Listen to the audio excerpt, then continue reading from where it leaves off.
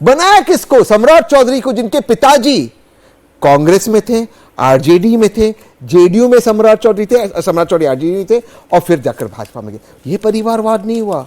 यहां पर महिलाओं को अपने आपको एम्पावर नहीं करना है। अरे आपके करीबन बीजेपी के करीबन 20 राज्यों में मोटा मोटा उनकी सरकार है जी।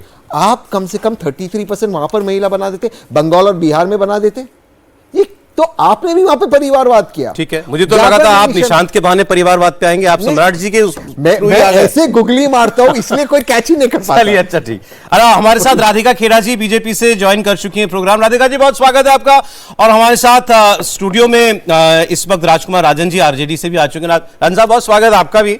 राधिका जी को बहुत बहुत बधाई। हमने सत्यप्रकाश जी को आपसे पहले बधाई दे दी, हमने तय किया था पहले आज उन्हीं को बधाई मिलेगी, क्योंकि वो आपकी उनकी पार्टी ना चाहती तो ये दिन आज बीजेपी नहीं देख पाती। मैंने आपको जवाब दिया कि आप बधाई बिहार को दीजिए, बिहार की जनता को दीजिए। और आज एक लाइन जोड़ना चाहता हूं, राधिका जी बोले आज बाबा साहब अम्बेडकर की जयंती है, तो संविधान को बधाई दीजिए जिन्होंने इस देश का संविधान दिया, और गरीब और पिछड़े के बेटे भी उस संविधान गलत दिला दिया। अभी वो बोल देंगे किसी दलित को बनाना चाहिए था मुख्यमंत्री, फिर आपको आज के दिन पॉइंट पर गरीब और पिछड़ों के लोग भी सत्ता तक पहुंचे, ये बाबा साहब का दिन था। उनकी भी पार्टी के नेता पहुंचे तो वो बाबा साहब के कार्य। मैं भगवान से ऐसी प्रार्थना करता हूं कि हर व्यक्ति को सम्राट चौधरी जैसा गरीब बनाए, हर व्यक्ति को। राधिका जी बधाई स्वीकार कीजिए। और उसके बाद लोग जानना चाहते होंगे आपसे सिर्फ सम्राट जी का नहीं, नई टीम का, लालू जी है, इस नई टीम का मैसेज क्या है?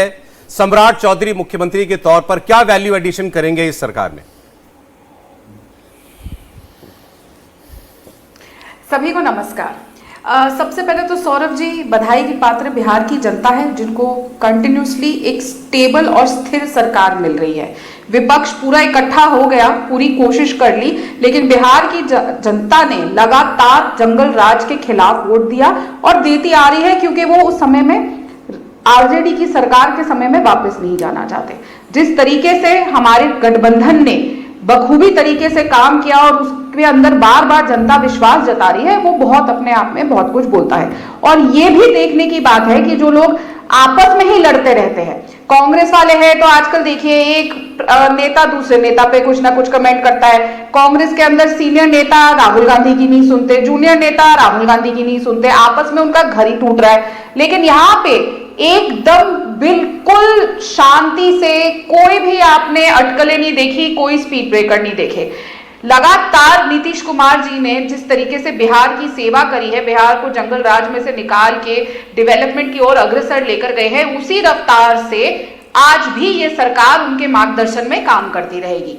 बिहार की जनता ने जो चुनी सरकार, जो गठबंधन चुना, उसी को आगे लेके आज भी चलता रहेगा। तो मुझे नहीं लगता कि इसमें कोई ज्यादा अटकलें या सवाल होने चाहिए। रही बात तहसील जी की, वो ये बोल रहे थे कि महिलाएं प्रवक्ताएं हैं, ये सब कुछ है।